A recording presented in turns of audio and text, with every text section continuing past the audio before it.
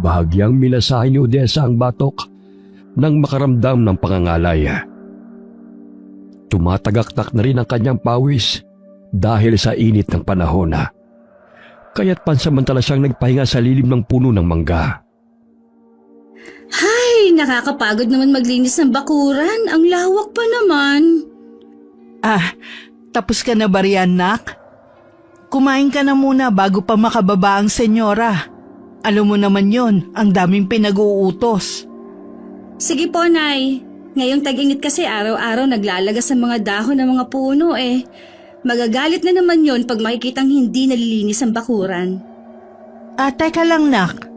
Yung nunal mo sa batok mas lalong namula, oh. Huwag ka nga masyadong magbabad sa araw, baka mapano yan. Madalas nga po akong nakakaramdam ng pangangalay. Ipa-check up mo yan bago pa lumala. Parang hindi naman ganyan yan dati, Biglang kumapalat nagbago ang kulay.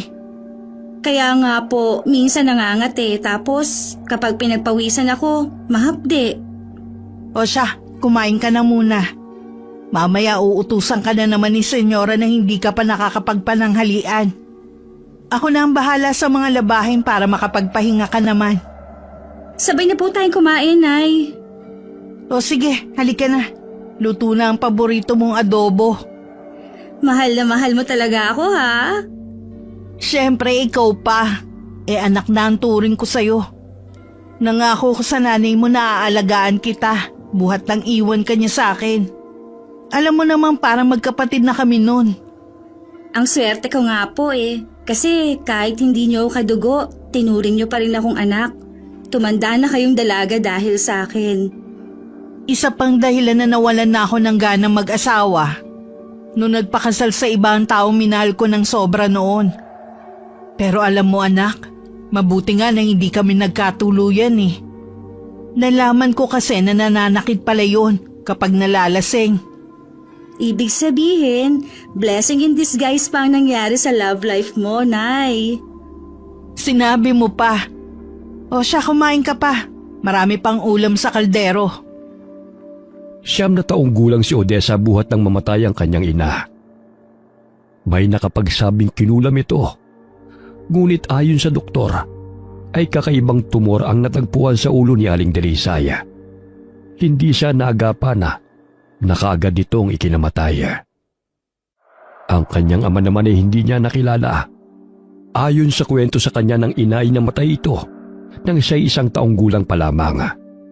Kaya't kinupkup siya ni Aling Sally at dinala na lamang sa mansyon na pinagtatrabahuhan ito upang siya'y maalagaan.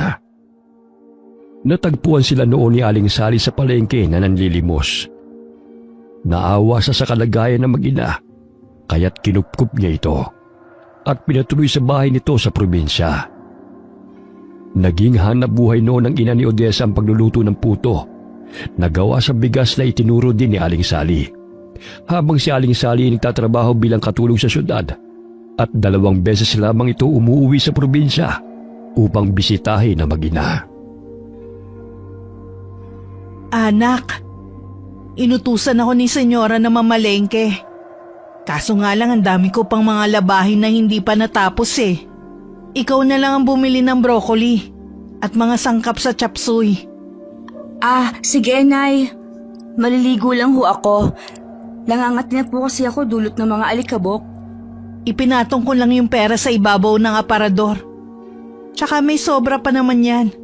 Bumili ka na rin ng ointment na maaaring ipahid dyan sa namumula mong nunal para gumaling. Sige, Nay. Salamat po. Matapos maligo ay agad na nagbihis si Odessa. Habang nagsusuklay ay tinitignan niya sa salamin ang kanyang nunal sa batok. Animoy hugis bituin yun na kulay kaki.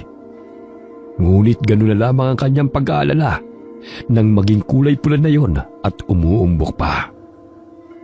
Ano kaya nangyari sa nunal kong ito? Kailangan ko na itong pasuri bago lumala pa. Baka maging tumor katulad ng kay nanay. Ay, hindi ka pa nakaalis, nak? Aalis na po. Yung ointment, wag mong kalimutang bilhin, ha? Para gumaling na yung batok mo. Itinali ni Odessa ang kanyang buhok Sa gayon ay hindi maging sagabal sa kanyang batok. Nakakaramdam siya ng hapdi sa tuwing natutusok ng buhok ang kanyang namumulang nunala. Nagulat ang dalagitan nang biglang may sumulpot na matandang babae sa kanyang harapan. May daladala itong lumang libro at nakatungkod pa ito. Ay, kambing na may bangs! Naku naman, Lola. Bigla-bigla ka namang sumusulpot. Buti na lang hindi kita naitulak. Ito pong 10 piso. Yan lang po ang sukli sa pinamili ko eh. 10 piso? Aanhin ko naman to. Kulang pa ho ba? Ay, pasensya na po. Yan lang kasi ang pera ko. Kaya hindi ko na madadagdagan yan. Hindi naman ako namamalimos Mukha ba akong pulubi? Ay, hindi nga ba? Ay, este! Kung hindi kayo nanlilimos, anong ginagawa niyo dito sa palengke? Narito ako sapagkat dito ako dinala ng aking mga paaineng. Alam nga namang kamay ninyo magdadala sa inyo rito, Lola. Palabiro ka namang bata ka. Ang ibig kong sabihin, dinala ko rito ng malakas na enerhiya. Dahil may hinahanap akong magdadalaga na itinatala sa aming propesiya.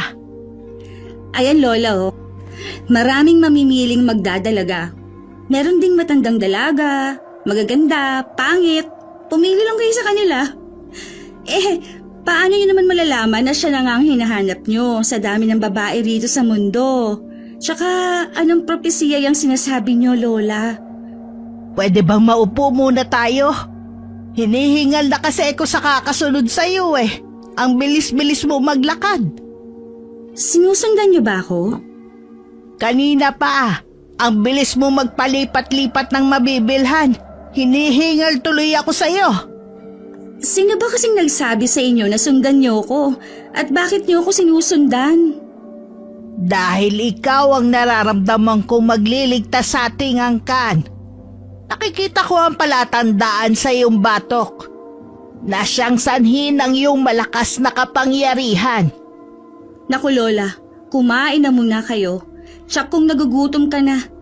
Oh, ito na, sa inyo na po itong tinapay.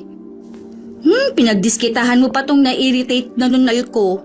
Hindi po ito makapangyarihan. Kailangan ko nga po itong gamutin bago pa lumala ito. Hindi ako nagkakamali. Dahil nararamdaman kong ikaw ang batang hinahanap ko. Maglalabing 8 taon ka na, hindi ba? Aba naman, manghuhula ka rin pala Lola. Mga 2 buwan pa naman. Bakit? May ibibigay ba kayong regalo sa akin? Halika, tignan mo ang naitala sa libro. Ang nunal sa batok mo'y katulad dito sa libro. At ang buwan na nakaguhit rito ay ang magiging katipan mo. Iyan lang ang basihan nyo para ako na agad ang makakaligtas sa angkan ninyo? Naku, Lola, nagkakamali ho kayo. Kung alam nyo lang na tuwing Disyembre maraming hugis bituin dito. Mga parol na may ilaw pa at kumukuti-kutita pa sa dilim. Pero hindi ibig sabihin nun na ako ang tagapagligtas ng lugar na ito. Dahil lang sa nunal ko na hugis bituin. Sige Lola, aalis na ho ako ha. Ipagpatuloy niyo lamang ang pagkain. Sigurado akong nalipasan lang kayo ng gutom. Sandali lang, Ineng, maniwala ka sa akin. Alam kong ulila ka ng lubos. At alam ko rin kung saan ang kangkanang galing. Paalam na po Lola. Mamaya papagalitan pa ako ng amo ko. Habang papalapit ang kaarawan ni Odessa, ay mas lalong umiinit ang kanyang nunala. Kahit anong ilagay niyang gamot, ay hindi pa rin napapawi ang nararamdaman niyang kirot. Ipinasuri na niya sa doktora. Ngunit niresetahan lamang siya ng ointment pantanggal sa pamumula at kirot.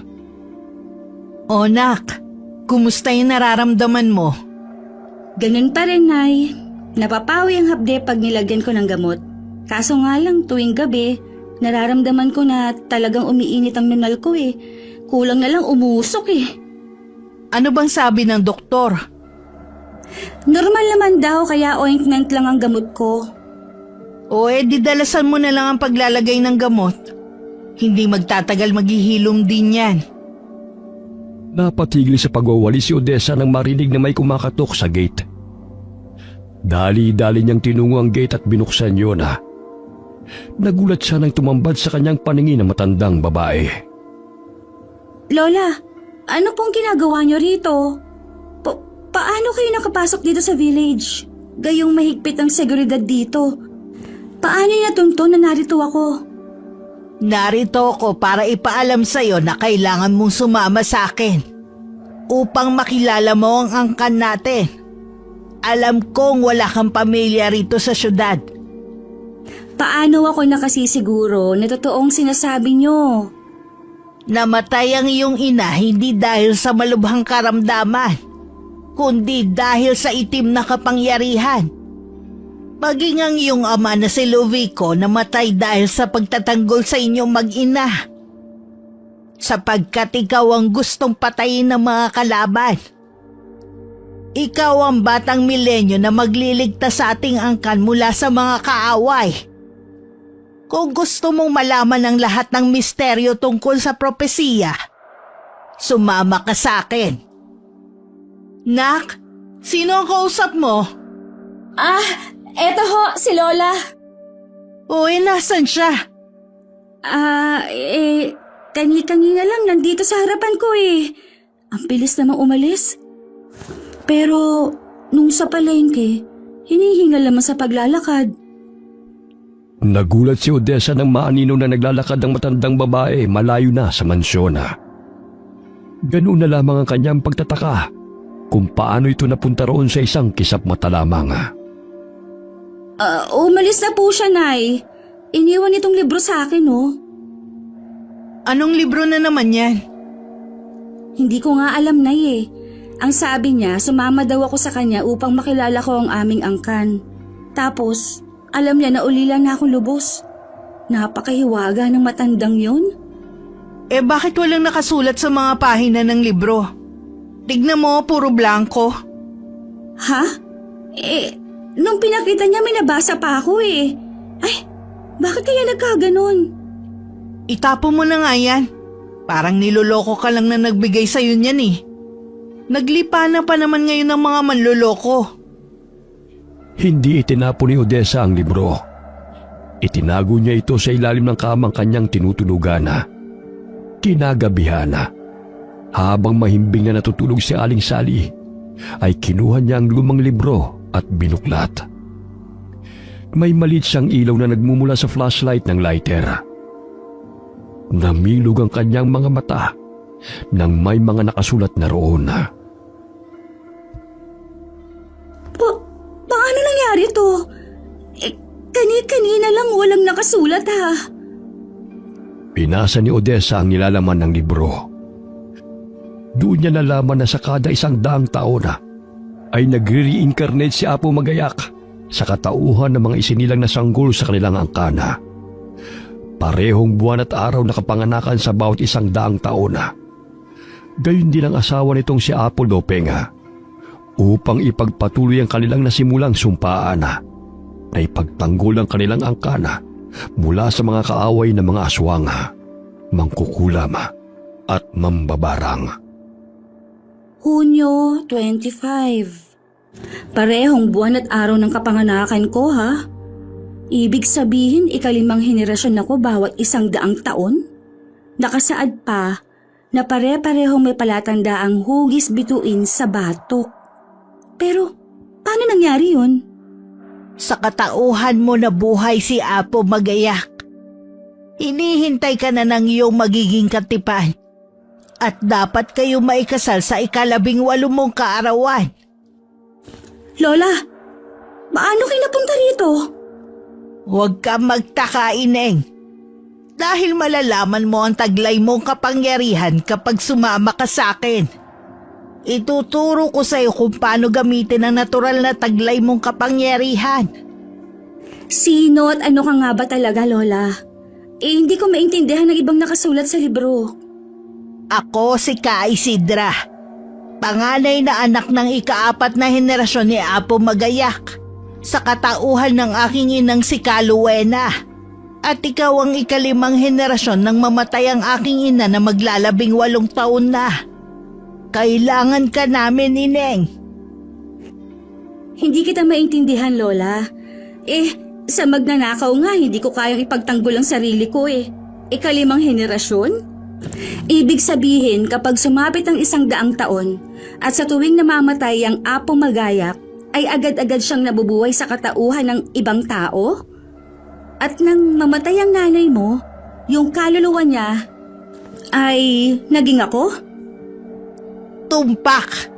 Sa 18 kaarawan mo'y malalaman mo ang iyong taglay na kapangyarihan kung sasama ka sa akin. Grabe naman ang cycle ng reincarnation na yan, ha? Hindi na siya nagpapahinga. Parang nabubuhay siya ng walang katapusan. Oo, para ipagpatuloy ang pamumuno sa angkan natin. Naging malinaw sa isipan ni Odessa ang paliwanag ng matandang babae. Ilang sandali na wala ito sa kanyang paningin. Nagising si Aling Sally dahil sa ingay ni Odessa. Oh, nak, bakit hindi ka pa natutulog? Mag-aalas 12 na oh. Nagbabasa pa kasi ako ng pocketbook, Nay. Matutulog na din ho ako. Matulog ka na, maaga pa tayo bukas. Paano kaya nagagawa ng matandang yun ng biglang pagsulpot at biglang nawawala? Hindi kaya totoo ang mga sinabi niya tungkol sa akin at sa angkan na aking pinanggalingan?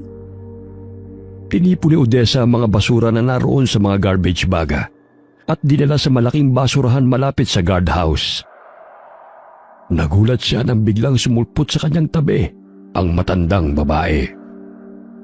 Nanggugulat naman kayo, Lola. Tutubuan pa ako ng nervyos niyan sa inyo eh. Maaari naman po kayo magpakita ng maayos eh. Wala namang gulatan. 1 buwan na lang ang nalalabi bago sumapit ang kaarawan mo. Kailangan na nating makarating sa lugar kung saan namamalagi ang ating angkan. Sapagkat kung hindi matutuloy ang kinagawian, mamamatay ang lahat ng lahi ni Apo Magayak. Maging ikaw, Ineng. Ay, bakit pati ako? Nananahimik ako rito eh. Dahil ikaw ang magpapatuloy sa propesiya. Maawa ka sa mga musmos. Lumalaganap na ang kasamaan ng bawat kalaban ng ating mga angkan. Naglipa na ang mga mambabarang at mangkukulam. Maging ang mga tao maaapektuhan sa kanilang kasamaan. Maniwala ka sa akin. Hanggat hindi pa huli ang lahat. Hihintayin kita bukas sa palengke. Parehong oras kung saan tayo unang nagkita. Lumabas ng village ang matandang babae. Animoy hindi siya nakikita ng mga gwardya dahil hindi siya sinisita ng mga ito. Totoo nga sigurong may taglay na kapangyarihan ng matandang yan dahil hindi siya nakikita ng mga gwardya. Kinagabihan hindi mapakali si Odessa sa kanyang hinihigaan dahil sa tuwing ipipikit niya ang kanyang mga mata ay sumasagi sa kanyang balintatawang matandang babae at paulit-ulit na nagsasalita. Maging ang mga pahina sa libro ay bigla na lamang lumilitaw sa kanyang isipan. Wala naman sigurong masama kung pagbigyan ko si Ka Isidra. Hindi naman niya siguro ako hahanapin kung wala siyang importanteng pakay. Tumayo siya nang makaramdam ng uhaw at tinungo ang pitsel na naroon sa ibabaw ng mesa at lumagok ng tubig. Maya-maya'y may tinig siyang narinig mula sa labas ng bintana. Marahan niyang binuksan yun at tumambad sa kanya ang maliwanag at bilog na buwan. Nakaagaw ng kanyang pansin ang anino na nasa loob ng buwan na hugis bituin. Dali-dali niyang kinuha ang libro at binuksan yun. Totoo nga ang nakasaad sa libro. Kailangan mag-isang dibdib ang itinakda bago pa mabuwag ang buwan at bituin na yan. Dahil kung hindi, mamamatay o magiging alipin ang lahat ng angka ni Apo Magayak at Apo Lopeng. Kabilang na ako ron. Naku, hindi naman po pwede yun. O nak, bakit bukas pa ang bintana? Anong oras na o magpahinga ka na? Isasarado ko na ho at matutulog na ako. Ay, Nay, pwede po ba akong magpaalam sa'yo? Ano ba yon? Pwede po ba akong bumisita kay Jenny? Matagal-tagal na rin kasi akong hindi nakakadalaw sa kanila eh. O bakit agad-agad naman yan? Alam mo namang malapit na ang kaarawan mo ah. Nakasalubong ko kasi ang pinsan niya sa palengke nung nakaraang araw. Nabalitaan kong may sakit po ang kanyang ina. Sige na po, Nay. Minsan lang naman ho ako makabisita sa kanila at makauwi ng probinsya. Kahit ito na lang ang regalo mo para sa akin. Ilang araw ka namang mananatili ron? Pwede 1 buwan? 1 buwan? Ang tagal naman yan nak. Alam mo namang marami tayong gawain dito sa mansyon eh. Eh di, kagaya ng nakagawian. Tatawagan ko si Petra at siya muna ang papalit sa akin habang wala ako. Gustong-gusto naman niya magtrabaho rito, di ba? Tsaka gusto din ni Senyora dahil may mag-aayos sa buhok niya. Ay nako, ewan ko sa'yo. Bukas sunduin mo yung si Petra. Pero kung hindi papayag, hindi ka makakaalis. Salamat, Nay. Pangako, babalik naman ho ako eh. O sige, matagal ka na rin hindi nakauwi ng probinsya. Mahigit 2 taon na rin. Agad na nag-impake ng mga gamit si Odessa at nagpaalam sa nanay-nanayan at kay Senyora. Hindi naman tumutol ang amo dahil kilala naman ito ang baklang si Petra na pamangkin ni Aling Sani. Bago nagpakita si Odessa sa matanda, ay dumaan muna siya sa bahay ni Petra. Ganun na lamang ang kasiyahan ng bakla dahil pakiramdam nito ay buhay presesa siya sa mansyon. Meron lang akong importanteng pupuntahan, Ate Petra. Ikaw na muna ang bahala maglinis sa mansyon at tumulong kay Nanay Sally ha. Babalik naman ako. Labis ang kasiyahan ng baklang si Petra at agad na inihanda ang kanyang maleta. Animoy turista itong tinungo ang mansyon at nakasuot pa ito ng bestida.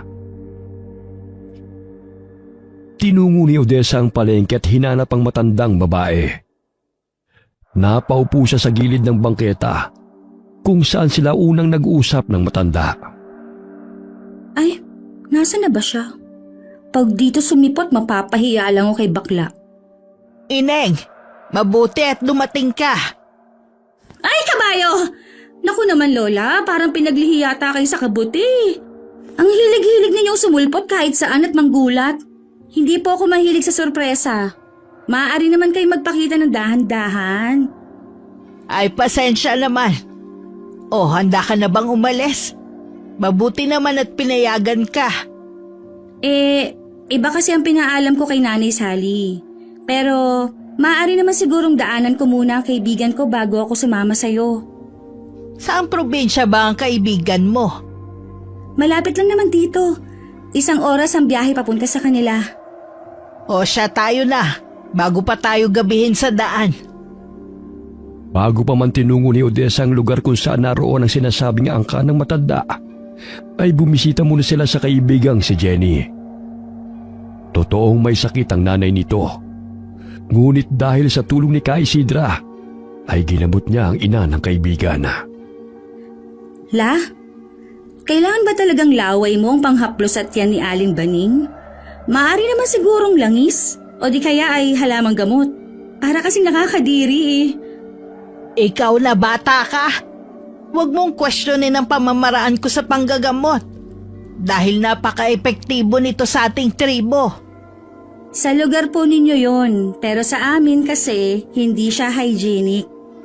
Ay, tumahimik ka nga muna riyan. Inaabala mo ang panggagamot ko eh. Hinipan pa nito ang 2 palad at dinampi sa noo ng babae. Maya-maya'y naduwal si Aling Baning at nagsimula ng magsuka. Ayan, Lola. Tingnan mo, hindi na niya siguro makayanan ng amoy ng hininga niyo. Tumahimik ka nga riyan. Inilalabas niya ang masamang enerhiya na ibinibigay sa kanya ng masamang elemento. May matinding galit ang taong ito kay Baning. Tignan mo, kulay itim ang likidong lumalabas sa kanyang katawan. Ay oo nga po, Lola. Ang galing niyo naman. Napaka-effective din pala ng panis niyong laway. Balang araw matututunan mo rin ito. Yung paggamit ng panis na laway? Ang pamamaraan ng panggamot. Ay, ayoko pong gumamit ng panis na laway, Lola. Baka imbis na gumaling ang pasyente, mas lalong lumala pa ang sakit dahil sa mikrobyo. Mula pa kay Apo magayak ang pamamaraang ito na ipinapaasa sa makabagong henerasyon. Dapat modernong pamamaraan na rin ang gagamitin. Panis na talaga ang paraan ninyo dahil ilang daang taon na yung ginagaya. Ito ang pinakamabisang paraan ng ating angkan. Tulad ng sinasabi ko sa'yo, kapag hindi mo nagawa ang kinaugalian na pagpapakasal ayon sa naitala sa propesiya, lahat tayo'y mamamatay. At magwawagi ang masamang aswang at ibang kampo ng dyablo. Naglipana na sila, kaya't kailangan nating palakasin ang ating puwersa. Sa pamamagitan ng pag-iisang dibdib ng bagong henerasyon ni Apo Magayak at Apo Lopeng. Wala talaga kayong kapaguran sa pagpapaliwanag tungkol sa propesiya. Maari po bang matulog muna habang hindi pa natatapos yung panggagamot ninyo? Medyo napagod po kasi ako sa biyahe eh. Ikaw ang bahala. Gigisingin na lang kita mamaya. Malayo-layo pa ang lalakbayin natin. Inihipan ni Ka Isidra ang tiyan ni Aling Baninga. Gayon na lamang ang paglabas ng malapot na likido sa bunganga at ilong ng babae. Ilang sandali pa, pinainom niya ito ng maligamgam na tubig at tinapalan ng dahon ng labnog ang tiyan ng ginanga upang sipsipin ang init sa tiyan nito. Ilang sandali pa, tila natigang ang dahon at umaliwalas ang pakiramdam ng ginanga. Mabuti na lamang naagapan ka. Kung hindi, bangkay ka na kinabukasan. Matindi ang inggit at galit ng taong may kagagawa nito sa iyo. Huwag kang mag-alala. Binalik ko sa kanya kung ano man ang ginawa niya sa iyo. Malakas siya, ngunit mas malakas ako kaysa sa kanya.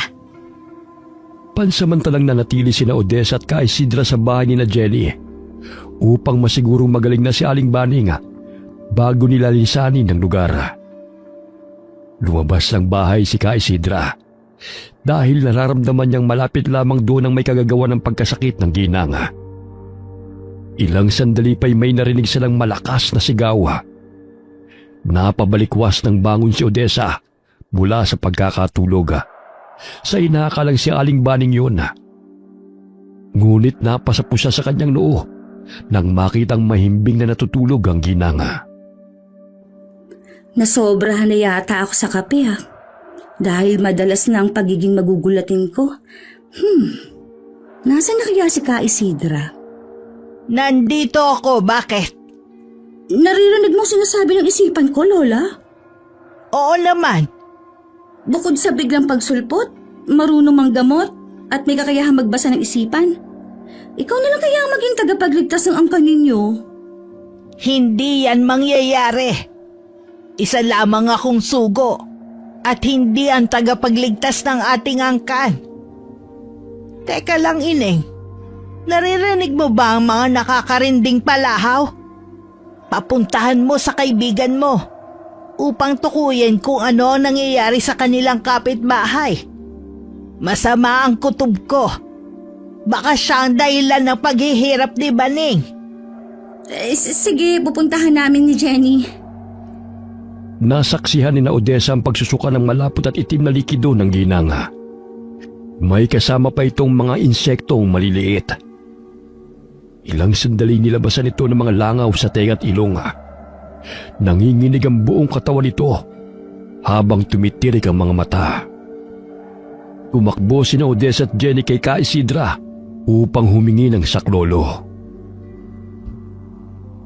Tulungan po natin si Aling Molly. Masama po ang kalagayan niya. Hindi ko siya mapapagaling. Bakit po? Sapagkat bumalik lamang sa kanya kung ano ang ginawa niya kay Baning. Ano? Pero magkaibigan ho sila. Nakasisiguro ka bang kaibigan ng turing niya kay Baning? Pinakulam nga niya eh. Kung ano ang nangyayari sa kanya ngayon, kung hindi ko naagapan itong gamutin si Baning, siguradong binawian na to ng buhay. Ibig sabihin, siya ang may pakana ng paghihirap ni Aling Baning? Hindi pa pumapalpak ang sumbalik na isinasagawa ko. Kung ano ang kanyang itinanim, siya rin ang kanyang aanihin. Hindi ko na siya maaaring mapagaling. Ilang sandali narinig nila nagsiiyakan ng mga anak nito dahil binawian ng buhay si Aling Molly. Ayon kay Jenny ay nagkasagutan ng dalawa dahil sa awayan sa lupa. Naayos naman ang kanilang hidwaan sa tulong ng barangay. Bagamat lingid sa kanilang kaalaman na nagtanim ng sama ng loob si Aling Molly at pinakulam si Aling Baning. Ngunit sa kasawayang palad ay binawian siya ng buhay dahil sa sumbalik na isinagawa ni Ka Isidra. Naglipa na ang kasamaan. Hindi lamang ito ang kahahantungan kapag nabuwag ang buwan at bituin na itinala sa propesiya. Pasensya na ho kayo, Lola, kung hindi ako naniwala sa'yo noon. Nagdalawang isip kasi ako. Akala ko, baka isa lamang kayong baliw. Ang dami din kasing ganun eh. Sa bagay, hindi naman kita masisisi. Sa ganitong ayos ko ba naman? Huwag ka na mag-alala. Magaling na yan si Baning. Ipagpabukas na lang natin ang pagpunta sa tribo upang makapagpahinga ka. Dito na lamang muna ako sa terasa upang makapagpahangin. Tsaka parang natatakot ang mga bata sa akin eh. Paanong hindi matatakot? Namumulay ang mga mata nyo eh. Tapos kung makatingin kayo parang lalamunin nyo. Hay nako, may sore eyes kaya ata, Lola eh. Tamang-tama, may eye drops akong dala para gamot sa dry eyes. Aray! Aray! Ano bang ginagawa mong bata ka? Bubulagi mo pa ako niyan eh. Anong nilalagay mo sa mata ko? Kung makabuklat ka ng mata ko, akala mo libro lang ah. Gagamutin ko nga. Kaunting patak lang ng eye drops para mawala yung pamumula ng mata ninyo. Ganyan din kasi ako ilang araw na, pero nawawala naman pag nilalagyan ko ng gamot. Hindi to sakit sa mata. Normal sa ating angka ng ganito. Na may sakit na sore eyes? Hay nako, ang hirap naman yan. Mahahawa pa mga tao sa atin. Hindi to sore eyes na pinagsasabi mo. Basta malalaman mo ang lahat pag naroon na tayo sa tribo. Ipapaliwanag ko sa'yo upang hindi ka tanong ng tanong. Matulog ka na. Maaga pa tayo bukas. Hindi pa ba kayo matutulog, Lola? Tsaka malamok dito. Wag mo na akong alalahanin. Sanay na akong matulog kahit saan. Hindi naman ako kayang ubusin ng mga lamok, no? O sige, pag nilamig po kayo, pumasok na lang po kayo ng bahay, ha? Pinipigilan ni Ka Isidra ang kanyang sarili na matakam sa bango ng sanggol na ipinagbubuntis ng kapatid ni Jenny. Sapagkat kung malalaman ni Odessa ang kanyang tunay na katauhan nang hindi pa nakakarating sa tribo, ay natitiyak niyang hindi ito sasama sa kanya. Pinahid niya ang tumutulo niyang laway at napatingin sa bilog at maliwanag na buwan. Apo Magayak at Apo Lopeng, nalalapit na ang inyong pag-iisang dibdib sa katauhan ni Odessa at Kael. Itinaas niya ang kanyang mga kabaya, sabay na nalangin. Ipinikit ang nanilisik na mga mata at unti-unti ring iminulat. Kinukuha na ng dyablo ang kaluluwa ng babaeng tinablan ng sumbalik. Naglipa na ang kasamaan. Isinasangla nila ang kanilang mga kaluluwa sa dyablo, kapalit ng pagpapahirap sa kanilang mga kaaway. Hay! Maagang umalis si Odessa at Ka Isidra upang maglakbay patungo sa lugar ng kanilang mga angkana. Laking pasasalamat ni Aling Baning at Jenny dahil gumaling ang ginang mula sa malubha nitong karamdaman. Bagamat naghihinagpis naman ang pamilya ng dating kaibigan ni Aling Baning sa pagkawala nito. Akalain mo yun, Lola? Kung hindi tayo pumunta rito, malamang si Aling Baning na ang pinaglalamayan ngayon. Sinabi mo pa, malakas ang kapangyarihang itim na pumaloob sa kanya. Mabuti na lamang naagapan pa natin siya. Ang lakas niyo po pala, Lola. Bilib na talaga ako sa inyo. Hindi lang yan ang masasaksihan mong ginagawa ng mga kampon ng kasamaan. Mas malala pa yan kung hindi matutuloy ang pag-iisang dibdib ni Apo Magayak at Apo Lopeng sa katauhan mo. Bakit kailangan pang ipakasal? Kung maaari namang turuan niyo ako ng kakayahan niyo. Mas makapangyarihan ka kung magpapakasal ka, ayon sa naitala sa propesiya. Konti na lamang ang natira sa ating mga katribo, dahil unti-unting pinapatay ng mga kalaban. Lumikas kami sa dati naming tirahan, dahil natuntun kami ng pangkat ni Raul. Grupo ng mga aswang na agresibong pumapatay ng mga tao at ng kanilang mga kalabang tribo. Ibig sabihin, aswang ang makakasagupa natin? Oo, Nakakatakot naman yan, Lola. Baka hindi na ako makabalik ng mansyon, ha? Marami pa ho akong pangarap sa buhay. Ano na lamang ang mararamdaman ni Nanay Sally pag hindi ako nakauwi? Tsak mag-aalala yun, malulungkot. Tapos, hahanapin ako nun kung saan-saan. Ayoko pang mamatay, Lola. Uuwi na lang ho ako. loka-loka. Walang atrasan na ito. Dahil sa ayaw at sa gusto mo, mamamatay ka rin tulad namin kung hindi mo nasunod ang naitala sa propesiya. Bago mabuwag ang buwan at bituin, kinakailangan makasal ka kay Kael. Napakamalas ko naman. Siguraduhin ninyong gwapong ipapakasal ninyo sa akin, ha? O di kaya'y mukhang tao naman. Kawangi siya ng nasa libro. Mabuti naman kung ganun.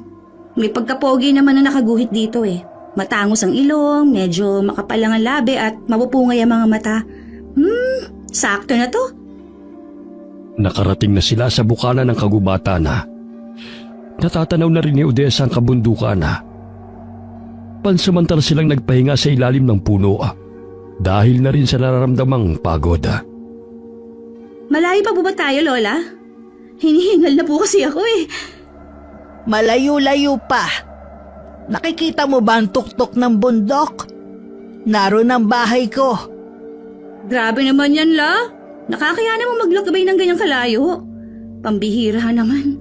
Mapupudpud na siguro mga talampakan ko bago ako makarating sa tuktok. Huwag kang mag-alala, may kalesa akong sinakyan. Sana nga may mapagawi rito eh. Sana naman po. Ang layo-layo naman kasi ng lugar ninyo. Ayun si Aaron! Aaron! Nandito na kami! Isakay mo naman kami sa kalesa mo. Parang hindi ka naman narinig, La. Puntahan ko na lang kaya. Huwag kang lumayo sa tabi ko. Baka pagkamalang kanilang kaaway. Sa itsura kong to, kalaban, mas nakakatakot pang ang itsura nila kaysa sa akin eh. Hindi sila sanay na makakita ng hindi nila katribo. Mamaya pagkaamalang ka pang pagkain ng mga yan. Hay nako, parang kawangi sila ng mga kanibal na napapanood ko sa telebisyon. Nakakatakot. Tingnan mo nga yung isang yun oh. May hikaw pa sa ilong. Tapatin mo nga ako, Lola. Tama bang pinuntahan natin? Kung makatingin parang lalapain pa ako eh. Huwag ka mag-alala, hindi ka nila sasaktan. Hanggat kasama mo ko, walang gagalaw sa'yo. O siya, sumakay ka na ng kalesa. Tanghali na nang makarating sina Odessa at Ka Isidra sa lugar ng kanilang mga angkana. Nanindig ang mga balahibo ni Odessa nang pinagtitinginan siya ng mga ito habang sakay ng kalesa. Nakakatakot naman ho sila. Sigurado ho ba kayong dito ang punta natin? Ganyan lang sila kapag may panauhin. Mailap talaga sila sa mga tao. Parang nakakita lang sila ng artista ah. Nakatuunong lahat ng mga mata sa akin oh. Artista?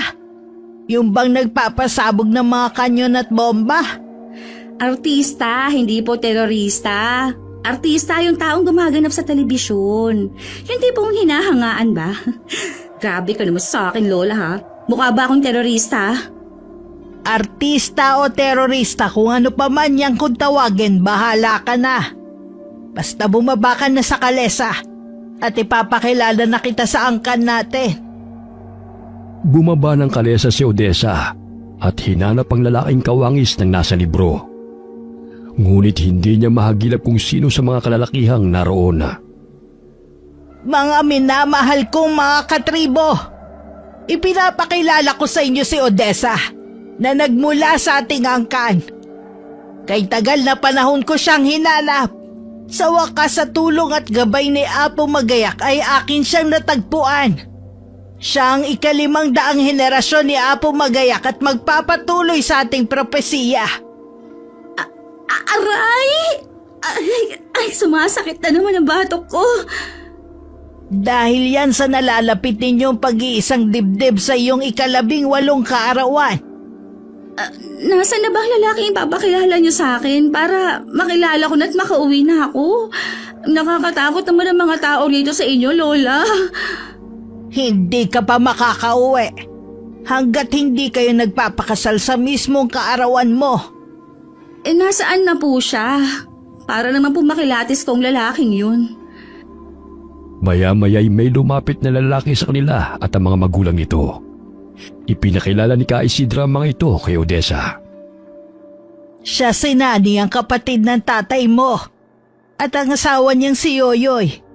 At siya naman si Kael, ang tinadhanang magiging katipan mo. Siya? Abay, Lola, ang layo naman sa larawan na narito sa libro, oh. Tingnan mo naman, matangos ang ilong, mapupungay ang mga mata, tsaka may makapal na labi. Tingnan mo naman sa personal naman, Lola. Lahat makapal sa kanya eh. Ang layo-layo ng itsura niya, tingnan mo. Imbis na matangos ang ilong, yung sa kanya palapad. Ano yan? Expectations versus reality? Ang binasihan mo ay ang nasa larawan lamang. 5 henerasyon na kayo sa kada 100 taon. Kaya may pagbabago sa itsura ng mga taong nasa katauhan ni Apo Lopeng at Apo Magayak. Ngunit ang kaluluwa nila'y ganun pa rin. Ay, hindi po pwede, Lola. Scam kayo eh. Ang ngeta ho niya. Anong nget pa? Yung di pinagpala sa itsura. Nung nagpasabog ng kagapuhan mahimbing siyang natulog kaya siya nagkaganyan. Hoy, babae! Bakit hindi mo pa ako diretso na pangit ako? Ay, sa'yo nang galing yan, no? Buti sinabi mo. Kala mo naman kung sino kang pinagpala. Hindi ka naman kagandahan ah. Excuse me? Kung ikukumpara sa'yo, di hamak na mas may itsura ako kesa sa'yo, ano? Hay, Lola, cancel ang kasalan. Gusto ko na umuwi. Nabudol mo pa ako, akala ko poging pakakasalan ko. Parang pinisang luya naman ang ilong niyan. Wala namang iba, Lola. Wala ka ng ibang pakakasalan kundi si Kael upang iligtas ang ating angkan mula sa mga kaaway. Kung kapatid ng kanyang ina ang aking ama, ibig sabihin pinsan ko siya. Bakit kami magpapakasal kung pinsan ko naman siya? Hindi pwede yun, Lola. Mahirap man ang sitwasyon, ngunit kailangan nyo pa rin magpakasal dahil kayo ang tinadhana. Para maganap ang pag-iisang dibdib ng ating mga ninuno at mapanatili ang malakas na kapangyarihan ng ating mga angkan laban sa mga kaaway. Lalo na kayo ni Kael na siyang mamumuno sa ating angkan, sapagkat sa iyo mga kamay nakasalalay ang buhay ng ating mga kasama. Ay, grabe na talaga to, Lola. Mamayang gabi ipapakita namin sa iyo ang tunay na katauhan namin. Maging ang tunay mong pagkatao. Ang dami namang lihim ng angkan ninyo, Lola. Ano bang pagkatao na naman ba yan? Basta malalaman mo mamaya. Halika na muna sa kubo upang makapagpahinga ka. Sumunod si Odessa sa matanda at sumama rin si Kael sa kanila. Kumain na lamang ng baong tinapay si Odessa nang makaramdam ng gutom. Pinagtitinginan siya ng mga tao mula sa bintana, maging ni Kael. Gusto mo? Para naman magkalaman naman yung pisngi mo. Kung anong nilapad ng ilong mo, siya namang kinanipis ng pisngi mo eh. Ay naku, parang lahat ng mga kinain mo sa ilong mo napunte. Mapamintas ka. Hoy, para malaman mo, hindi ko gusto magpasal sa'yo. Hindi ka ang tipo kong babae. Ay, siya po talaga ang choosy. Nakakahiya naman sa kanya. Anong binubulong-bulong mo riyan? Wala. Gusto ko lang magpahinga dahil napagod ako. Napansin ni Odessa na may hinahabol ang kanilang mga kasamahan patungong kasukalan. Napatayo siya upang tignan ko ano ang nangyayari.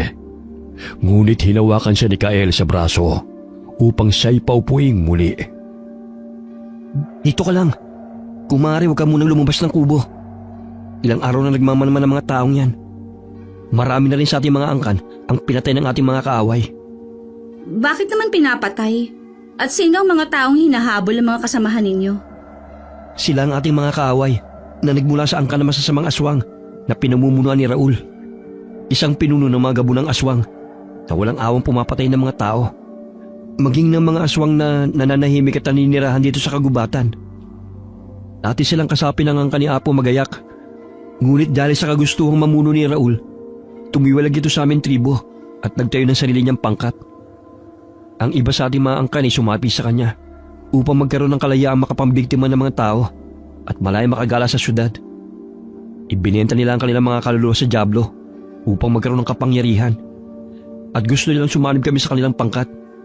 Ngunit hindi pumayag si Ka Isidra dahil gusto nitong manatili ang kinagisnang pamumuhay. Kaya kailangan mag-isang dibdib ang itinakda upang ang salinlahing lakas na ipinamana ng mga ninuno mas lalong lumakas laban sa mga kaaway. Teka, ano bang angkan ninyo? Mga aswang. Ngunit kami yung mga mabubuting aswang. Hindi kami kumakain ng tao at tanging mga tanim at hayop lamang sa gubat ang aming kinakain. Namumuhay kami tulad ng isang normal na tao sa utos si Ka Isidra. Ibig sabihin, aswang din ako? Mismo, ano pa bang akala mo? Kung pwede sanang diwata, bakit aswang pa? Mabuti naman at nag-uusap na kayong dalawa. Alam kong mahirap sa'yo, Ineng, na paniwalaan na ikakasal ka sa mismong pinsan mo. Hindi ito normal katulad sa kinagawian mo. Ngunit sa ating tribo at ating angkan, normal lamang ito. Ang usapan, Lola, magpapakasal lang sa araw ng kaarawan ko. Sa gayon, magsanib ang kapangyarihan ng bituin at buwan upang magapi ang mga kalaban. Dapat malinaw na yun lang ang purpose ko rito, ha? Hindi yung mag-aasawa. Hindi ko kasi pinangarap na makapag-asawa ng hindi ko naman gusto. Kagaya niya. Walang mali kung magsasama kayo matapos ninyong ikasal. Dahil sa ating tribo, hindi pinagbabawal yan. Ay, ayoko nga. Bilang tao na aking kinalakihan, may tinatawag kaming annulment o diborsyo. Ganon. Hay nako, hindi na kita naiintindihang bata ka. Kung ano-ano na ang sinasabi mong salita. Dumito na muna kayo. May nagmamanman na naman sa atin. Hindi talaga titigil ang mga yon hanggat hindi nila tayo napapasuko sa ilalim ng kapangyarihan at utos ni Karaol. Matapos na mailapag ang mga nilagang kamote sa mesa, ay lumabas na ng kubo ang matandang babae. Tinungo nito ang mga kalalakihang nag-uumpukan at kinausap sila. Pailing-iling pa ang matanda nang maaninaw ni Odessa. Ano bang nangyayari rito nung wala rito si Ka Isidra? Pinatay ng mga kalabang aswang ang mag-asawang kasamahan namin. Maging ang dalawa nilang anak, nadatna na wala ng buhay sa kanilang tinitirhan. Ang pagkakaalam ko, pinilit silang sumalib sa pangkat ng mga kalaban. Ngunit ayaw pumayag ni Karator. Kaya pinatay sila mag-anak. Kinain pa ng mga kalabang aswang ang kanilang laman loob. Maging kami mga aswang hindi ligtas sa pananalaki ng masasamang aswang. Kaya't nakikiusap ako sa iyo na kung maaari tulungan natin ang aking mga kasamahan. Hindi ko makakayanan na panoorin na lamang o pakinggan na sa bawat araw na dumadaan may napapabalitang may kasamahan kaming namamatay. Napakabuti mo naman pala. Hindi lang sarili mo iniisip mo, kundi maging ang kaligtasan ng inyong mga kasapi. Kailangan na lamang na magtulungan Sa gayon ay makaligtas mula sa mga kaaway. Sana matulungan mo kami, Odessa. O sige, papayag na ako. Habang tumatagal ay nakikilala ni Odessa ang mga taong kanyang nakakasama. Napabalikwas siya ng bangon ng may kaluskusang narinig malapit sa kanyang tinutuluyan. Napansin niyang nagising din si Ka Isidra. Ano pong nangyayari sa labas? Bakit parang pinaliligiran itong bahay ninyo ng mga tao? Kahit ano mangyari, huwag kang lalabas ng bahay. Sino ho ba sila, Lola? Mga kaaway. Nalaman na nila na narito ka sa tribo. At hindi nila hahayaan na maganap ang pag-iisang dibdib ninyo ni Kael. Dumito ka na lamang at ako na ang bahala sa kanila. Pero Lola, baka mapano ho kayo? Huwag mo kong alalahanin. Ang importante, hindi ka nila masasaktan. Lumabas ng kubo si Ka Isidra at palinga-linga siya sa paligid. Ilang sandali pa'y lumabas ang pinagkukublihan ng ilang mga kalalakihan na animoy mga unggoy na lumapit sa kanila.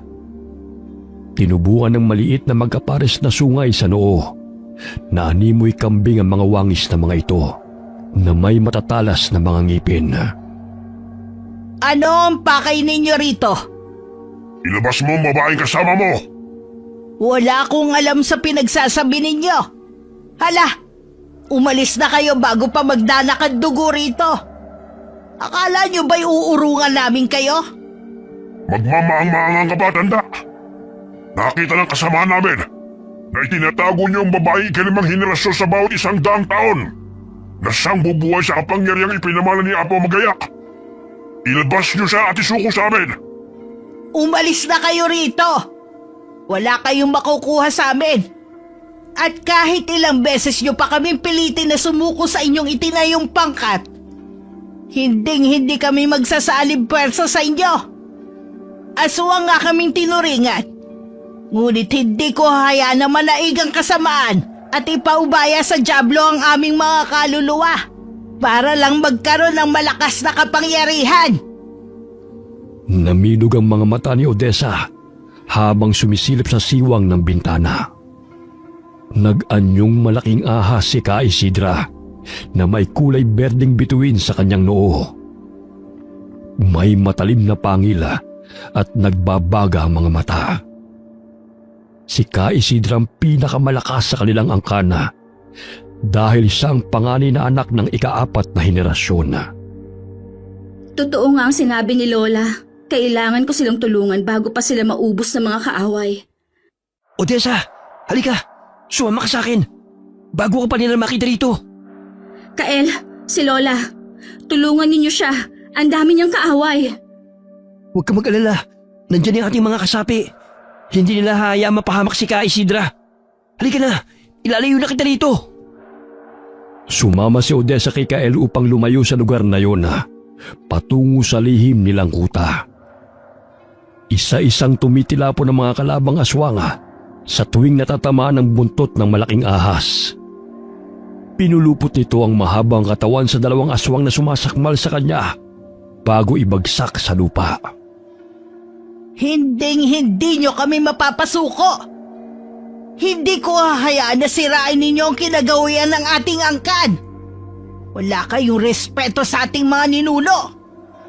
Mga taksil at mapagmataas. Kamatayan ng inyong kaparusahan sa pagtalikod sa angkan natin. Bakit kailangan mo pang sundin ang propesiya? Kung maaari naman kayong mamuhay kasama namin. Kahit kailan hindi ko hinangad na maging alagad ng dyablo. Puro kasamaan ang ipinatutupad. Hindi ko hahayaan na sirain ninyo ang sinumulan ng ating mga ninuno na isang magiting na mga mandirigma laban sa mga masasamang angkan ng mga aswang. Nagpasilaw kayo sa kapangyarihan na ipinangako ni Raul na isang makasariling pinuno. Ginagamit lamang niya kayo.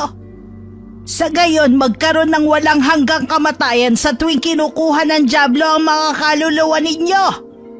Nililin lang lamang kayo ni Raul. Hindi totoo yan. Dahil kay Raul, malaya kami nakakatikim ng sariwang laman ng tao Hindi kagaya ng pamumuno mo. Isang alipin na naging sunod-sunuran sa'yo. Tumalon ang lalaking aswang patungo sa ulo ng malaking ahas upang tusukin ang hawak nitong sibat ang umiilaw na bituin sa noo ng malaking ahas. Sa paraang yun ay mapapatay niya si Ka Isidra. Subalit bago pa niya magawa yun, ay bumuka ang bunganga ng malaking ahas at nilamon siya nito. Lumagutok pa ang kanyang mga buto habang niluluray ng malaking ahas ang kanyang katawan bago ibagsak sa lupa. Hindi ko inaasahan na aabot tayo sa ganito. Iisa lang ang pinagmulan natin. Ngunit magkaiba na ang ating mga pananaw. Dulot ng masasamang impluensya sa inyo ng kampo ng Diablo. Ikinalulungkot kong humantong sa ganito ang inyong buhay.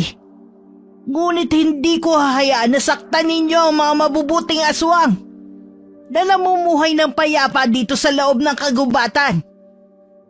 Nagsipulasan ng ibang mga kalabang aswang dahil sa takot na mapaslang ni Ka Isidra at ng mga mabubuting aswang. Hindi sila nagtagumpay sa kanilang plano na makuha si Odessa. Nasaan na ba tayo, Kael? Narito tayo sa yungib, kung saan nakahimlay ang mga kalansay ng ating mga ninuno. Huwag ka matakot. Nilagay sa mga banga ang kanilang mga buto. Sa gayon hindi kumalat. Dito kami nagtatago sa tuwing may mga kalaban dahil kaunti lamang nakakalam sa lugar na ito. Inilipat namin dito ang mga buto ng ating mga ninuno dahil pinag-iinteresan ng mga kalaban sapagkat nagbibigay sa kanila ng lakas na ginagamit sa ritual. Eh ikaw, isang aswang ka rin ba? O nag-anyong aswang ka na ba? Oo, pagsapit ang 18 taon, doon ako magpapalit ng anyo. Pero hindi kami katulad ng mga nakita mong mga aswang kanina na may mga sungay. Dahil hindi kami kampo ng Diablo. Normal lang ang aming mga itsura. Maliban sa tinutubo ng matatalas ng ngipin at namumula ang mga mata. May kakayahang mag-anyong kalabaw, baboy ramo at ahas. Tagbaliw ang tawag doon upang makatakas sa mga kalaban. Ah, ganun ba? Pero nakakatakot pala si Lola. Parang anaconda siya na kayang kumain ng 10 tao.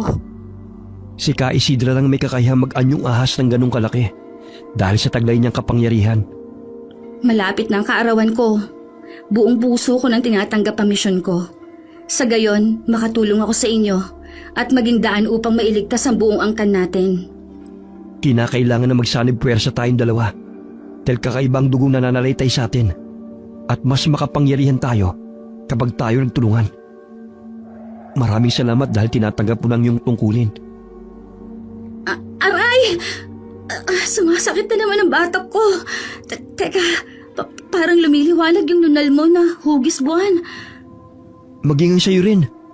Hindi kaya dahil nalalapit na ang ating pag-iisang dibdib. Ang dami palang kaaway ng ating angkan. Lahat ba ng mga kalaban ay umalis sa panig ng inyong tribo? Ang iba'y nanggaling sa ibang uri ng mga aswang, mambabarang at mangkukulam. Nagsanib puwersa sila upang kalabanin ang angkan ni Apo Magayak.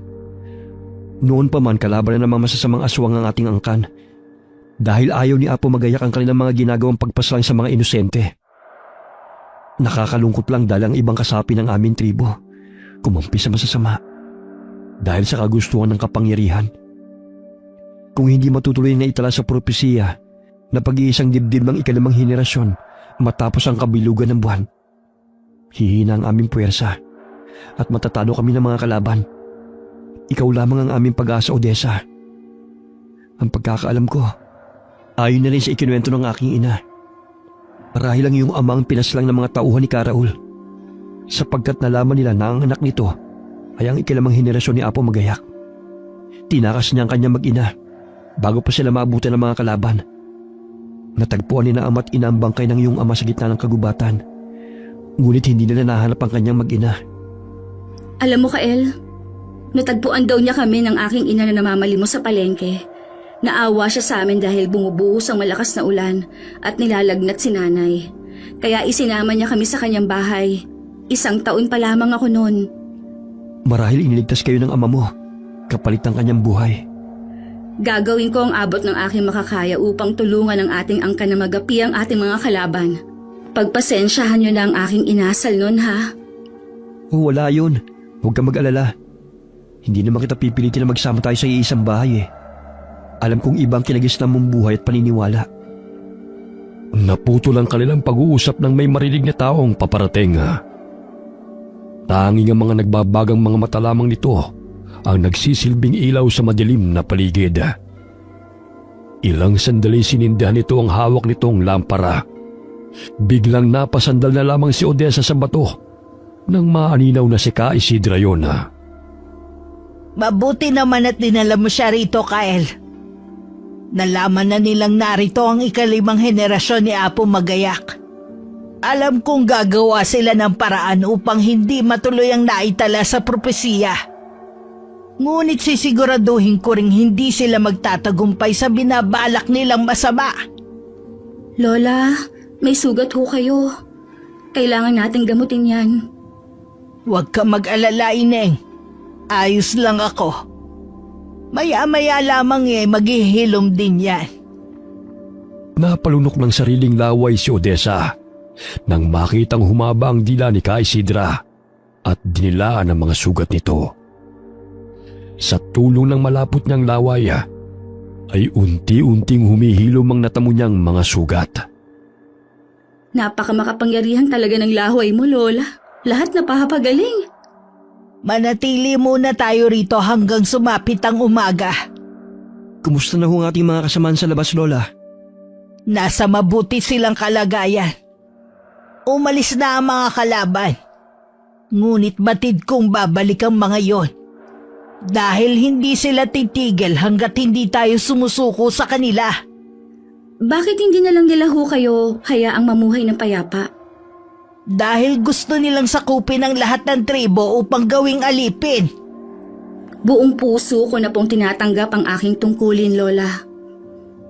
Tinuruan ni Kael si Odessa kung paano gumamit ng mga sandata, katulad ng mga sibat at pana. Ilang araw pa lamang ang kanilang pag-iensayo ay nakitaan na ng galing si Odessa. Nananalaytay talaga sa iyong dugo ni Apo Magayak. Magaling siya sa pakikipaglaban gamit ang pana. Malinaw ang kanyang mga mata, kaya lagi sa pulang mga kalaban niya. Talaga? Pero syempre, mas mahusay siya kesa sa akin. Sa tagal ba naman niyang nakikipaglaban eh. 2 araw na lamang ang nalalabi. Magiging ganap ka ng aswang at ang pag-iisang dibdib natin. Alam mo bang nag-aalala ako sa kaligtasan nating lahat? Dahil ba sa mga kalaban? Oo. Huwag ka mag-alala. Gagawin natin ang lahat upang magtagumpay tayo. Hindi natin hahayaan na matalo nila ang angkan natin at maging alipin. Isa-isa nilang sinusugod ang ating tribo. Pero hindi sila nagwawagi. Dahil malakas pa si Ka Isidra na siyang ating tigapagtanggol. Ngunit kung hindi maisasagawa ang kasalan, manghihina ang kapangyarihan ng tagapagbantay. At lahat tayo, magiging alipin o hahantong sa kamatayan. Magtatagumpay tayo. Yan ang isipin mo. Isang gabi bago maganap ang kasalan at ang 18 kaarawan ni Odessa ay nagsagawa ng ritual si Ka Isidra. Naririnig nila ang mga taong paparating kasabay ng malakas na mga atungal. Magsihanda kayo. Alam kong lulusubin nila ang ating pangkat upang hindi matuloy ang propesiya. Bakit hindi nila ngayong gabi magpakasal? Dahil hindi pa to ang tamang oras. Walang bisa ang kasal kapag hindi naganap sa mismong araw ng 18 kapanganakan ng hating gabi. Ang dami naman palang isasagawang seremonya. Akala ko kasi basta makasal ayos na. Lumabas mula sa mga puno ang mga kalabang aswang, mambabarang at mangkukulam. Pinaligiran nila ang pangkat ni Ka Isidra. Kaya ganun na lamang ang pagkuha ng mga kasapi nito ng kani-kanilang mga sandata. Paano na to, Kael? Hindi pa dumating ang tamang oras ng kasal? Gawin mo na lang ang lahat na makakaya mo para iligtas ang sarili mo. Sakaling hindi man ako makaligtas, huwag ka mapayag na mahuli ka nila. Huwag kang magsalita ng ganyan. Hindi tayo magpapatalo sa kanila. Bakit hindi ka na lang sumanib sa aking pangkat? Sa gayon ay hindi na kayo mahirapan pa magpalipat-lipat ng tirahan. Isa kang hangal! Traidor! Hindi ako kagaya mo na makasarili! Alam kong ginagamit mo lamang ang mga tauhan mo upang magkaroon ka ng buhay na walang kamatayan. Pinapangakuan mo sila ng kapangyarihan. Ngunit ang katotohanan, makasarili ka.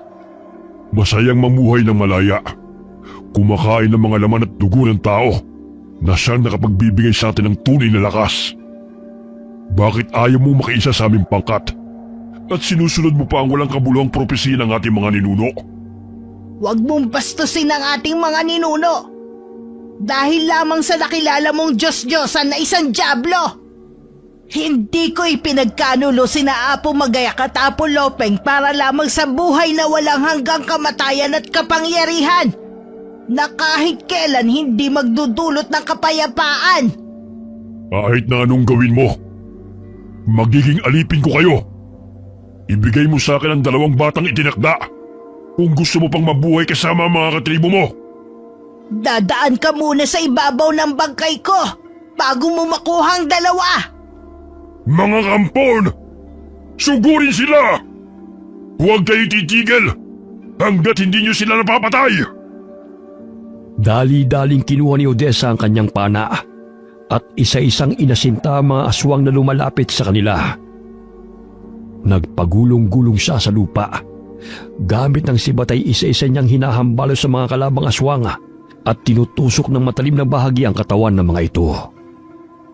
Hindi pa man naging ganap na aswang si Odessa, ay maliksi na itong kumilos dahil nananalaytay na sa kanyang dugo ang dugo ni Apo Magayak na siyang tagapagligtas ng kanilang angkan. Nagpalit ng anyo ang kanilang mga kalaban bilang nakakasindak ng mga aswang. Maging ang kanyang mga kasama ay naging aswang na rin. Ngunit nakikilala niya ang kanyang mga kakampi dahil iba ang itsura ng mga ito kaysa sa mga kalaban na animoy wangis ng dyablo. Hindi ako magpapatalo sa inyo. Hindi ko hahayaan na maging alipin ninyo ang aming angkan. Malakas na itinarak ni Odessa sa mata ng mangkukulam ang kanyang sibat bago pa sa masaktan ito. Tatawa ka pa talaga, ha? Kung ikaw kayang tusukin ko ng iyong karayom, ano kayang mararamdaman mo? Kinuha ni Odessa ang hawak na manika ng mangkukulam at pinulupot ang buhok nito sa manika. Pinali-bali niya ang katawan ng manika at binuhol-buhol. Kaya't ganun din ang nangyari sa mangkukulam. Ilang sandali bumulagta ito sa lupa. Naanimoy tinirinta sa mga braso at mga binti nito. Ang galing mo naman, Odessa. Akalain mo, pwede palang gawin yan sa kanya. Maghanap ka ng isa pang mangkukulam. Kunin mo yung manika nila dahil yon ang magiging sandata natin laban sa kanila. Ibabalik natin kung ano man ang kapangyarihang itim na kanilang pinapakawalan. Sige. Ayun, may isang mangkukulam mo. Lahat ng masasamang kalaban ni Odessa ay kinukunan niya ng buhok o di kaya'y pinapahid niyang manika sa katawan ng mga ito. Nakikita niyang nasasaktan na ang kanilang mga kasamahan dahil na rin sa dami ng kanilang mga kaaway. Kaya't nang marami-rami ng buhok at pawis ang kanyang nakuha mula sa mga kalaban ay nagkublisa sa mga talahib at pinulupot ang mga buhok sa manika. Ilang sandali tinusok-tusok niya ng matalim na bahagi ng sibat ang buong katawan ng manika. Ito ang dapat sa inyo. Wala kayong ginawa kundi pahirapan ng mga kasamahan ko. Odessa, tignan mo oh. Karamihan sa ating mga kalaban, naglupa sa lupa. Tila nasasaktan sila sa tuwing ginagawa mong saktan ng manika ng mangkukulam. Napaka-epektibo ng ginagawa mo. Ano yung nakuha mo? Hindi naman buhok yan Sa lawal to ng kalabang aswang. Ito lang kasi nahabot ko sa kanya bago ako tumakbo palayo. Pwede na siguro yan. Ayan, tinusok ko ng katawan niya. Silipin mo nga kung gumana ang pananakit ko sa manikang to. Ay, parang wala akong nakikita. Sandali lang. Kailangan siguro lakasan para masaktan siya. Ayun! May tumatakbong aswang habang hawak-hawak ang puwet at maselang parte ng katawan niya. Nakakatawa naman siya. Parang nasilaban ang puwet niya. Eto. Sinundot ko kasi ng alambre ang puwet niya Ay, tingnan mo. Tumatalon-talon pa siya. Siya atang nakunan mo ng saluhal. Patayin mo na! Pinaglalaruan mo pa eh! Niluray-luray ni Kael ang katawan ng manika. Kaya't nagkandalasog-lasog ang katawan ng aswang sa ilalim ng kapangyarihan ng mangkukulam na nagmamayari ng manika. Hindi sa dami ng mga kasapi ang tagumpay, kundi dapat ginagamit rin ang isip at diskarte. Natitiyak kung matatalo natin sila. May naisip akong paraan upang matuloy ang pagsalib ng ating puwersa, kahit na hindi na ganun karami ang ating kasamahan. Ano naman yun? Bago yan, tulungan muna natin si Lola. Umaatras na ang ating mga kalaban, oh. Ang dami ng kalabang mga aswang. Ngunit bakit halos karamihan sa kanila'y bumubulagta sa lupa kahit hindi naman pinapaslang? Mga hangal na mga alagad! Anong nangyayari? Bakit kayo natatalo ng mga walang kwentang mga aswang na ito? Di hamak na mas malakas at makapangyarihan kayo kaysa sa kanila! Inutusan ni Raul ang mga kasapi na pansamantalang umatras sa laban. Nakikita niyang natatalo na ang kanyang pangkat. Maging siya'y maaaring mapaslang sa oras na yun kaya't nagsitakbuhan sila palayo. Sinuwerte ka na ngayon, tanda! Ngunit babalik ako upang hindi ka magtagumpay sa gagawin mong ritual. Magiging alipin ko kayong lahat. Tandaan mo yan! Galing mo mag-isip, Odessa. Akalain mo, sa isang manika namang kukulam, maraming napatay mo. Nakatulong sa akin ang pagbabasa ko ng libro at panonood ng movie. Ano yung movie? Palabas yun sa telebisyon. Tao yung mga gumaganap at nagbibigay buhay sa istorya. Ayun, nagsialisa na yung mga kaaway natin. Tingnan mo. Labis ang kasiyahang naramdaman ni Ka Isidra nang makita nagsipulasan ng kanilang mga kalaban. Hindi ko sukat akalain na ganun karami ang kasapi ni Raul. Ngunit natalo natin sila ngayon. Dahil sa tulong yun ni Odessa, hindi lamang kapangyarihan ang dapat pairalin, maging ang diskarte at talino. Sa pamamagitan nito, Lola, ito ang dahilan kung paano sila nasaktan na walang kahirap-hirap. Mali ka namang kukulam yan Kailan ka pa natutong gumamit niyan? Kinuha ko lang ito kanina sa mangkukulam. Tapos, naisipan kong ipunin ang mga bagay na pagmamayari ng kalaban bago saktan ang manikang ito. Hindi lang kapangyarihan ang minana mo kay Apo Magayak. Maging ang takbo ng isipan. Gumawa ng mga patibong ang mga kasapi ni Ka Isidra dahil alam nilang babalik ang mga kalabang aswang upang hadlangan ang pag-iisang dibdib ng ikalimang henerasyon. Hindi tayo papayag na gawing alipin habang buhay. At putulin ng Raul na yon ang nakagawin ng ating angkan. Hindi natin ipapaubay ang ating mga kaluluwa sa dyablo. Kawawa tayo kapag nangyari yon. Huwag ka mag-alala. Pinapanalangin kong uubra ang ating plano. Tiwala lang. Mangyayari ang pagpapakasal ni Apo Magayak at Apo Lopeng sa ikalimang henerasyon. Sa gayon, ay ating mapipigilan ang kasamaan. Handa ka na ba? Siyempre naman, hindi mo yata natatanong. Noong elementary ako, leader kaya ako ng Girl Scout. Kaya laging handa to, ano? Ano naman yung Girl Scout? Yung grupo ng mga babaeng kabataan sa paaralan. Parang katulad sa tribo ninyo, kaso nga lang, mga bata. Tapos, nagka-camping din kami at may mga task o palaro. Palagi nga kami nanalo eh. Kinabukasan ay naghanda ang mga kasapi ni Ka Isidra sa pagdiriwang. Inihanda nila ang damit na isusuot ng ikakasal. May ginawa pa silang bulaklak na korona para kay Odessa. Alam kong minamanmanan ng mga kalaban ng bawat galaw natin. Hindi man tayo natalo ng pangkat ni Raul. Batid kong nag-iisip na rin sila ng plano kung paano nila tayo sasalakayin. Basta gawin na lang po natin ang naisip ko. Sa gayon ay maisahan natin sila. Sumapit ang gabi. Abala ang mga kasapi ni Ka Isidra sa paghahanda sa gaganaping pag-iisang dibdib ni Kael at Odessa. Pinasuot ni Ka Isidra ang korona at damit sa dalawang ikakasala. Inihanda rin nila ang dalawang kambing para sa pagdiriwang. Handa ka na ba? Naway magtagumpay tayo sa ating mga plano. Ito na ang gabi na ating pinakahihintay. Huwag ka mag-alala. Sigurado akong magtatagumpay tayo sa pagsanib ng ating puwersa laban sa ating mga kaaway. Hindi sila titigil hanggat hindi nila nasasakop ang buong tribo sa pamamagitan ng paghadlang sa ating nalalapit na kasal. Sa paraang yun, hihina ang kapangyarihan ni Ka Isidra na siyang nagpoprotekta sa ating angkan. Ngunit kapag tayo nagtagumpay, matitigil ang paglaganap ng itim na kapangyarihan na siya nagpapahirap sa lahat ng tribo na inaalipin ni Raul. Kaya nga magtutulungan tayo, di ba? Isa pa, handa na rin ang ating mga kasamahan sa gaganaping pagdiriwang.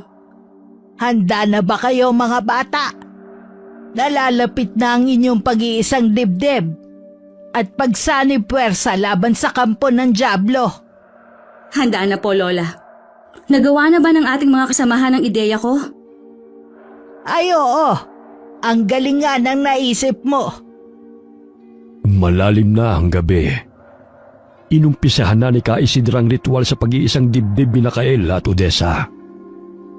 Binasbasan niya ang dalawa habang nakaluhod ang mga ito at nakatingala sa bilog at maliwanag na buwan. Hiniwa niya ang braso ng dalawa at pinatak ang mga dugo nito sa isang maliit na bao ng nyoga. Sa ilalim ng bilog at liwanag na buwan, 5 henerasyon ng kada 100 taon, mula sa angkan ni na Apo Magayak at Apo Lopeng, muling mag-iisang dibdib upang ang kapangyarihan ng 2 tagapagligtas ng aming angkan ay muling buhayin. Naririnig nila ang mga nakakabinging alulong ng mga kaaway na lumulusob sa kanilang tribo upang pigilan ang kanilang kasal. Naaninaw ng mga kalabang aswang ang 2 taong nakaluhod sa harapan ni Ka Isidra na nooy nagsasagawa ng ritual. Sinugod nila ang mga ito, ngunit gano'n na lamang ang pagpipigil ng mga kasapi ni Ka Isidra sa mga kalabang aswang. Hindi ko hahayaan na matuloy ang kasalan. Mga kampon, patayin silang lahat kung ayaw nilang sumalib sa ilalim ng aking kapangyarihan. Ako na ang inyong bagong pinuno at wala nang iba. Naglambitin ang mga kalabang aswang sa mga puno sa tuwing naaapakan nila ang mga patibong. Natatawa pa si Raul nang lumapit ito sa 2 taong nagkakaisang dibdib. Akala niyo ba'y magtatagumpay kayo sa inyong pagsasanib pero sa laban sa akin? Ngayon, tikman niyo ang aking ganti sa pagpaslang sa aking mga kasapi. Ganun na lamang ang pagtataka ng pinuno ng mga aswang na hindi man lamang natitinag ang 2 ikinakasala kahit na naglalaban ng 2 pangkat.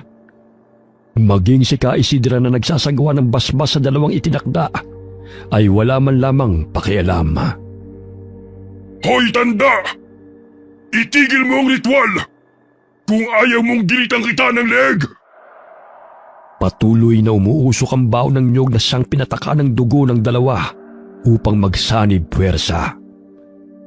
Namilog ang mga mata ng pinunong aswang nang lumingon sa kanya ang babaeng ikinakasal.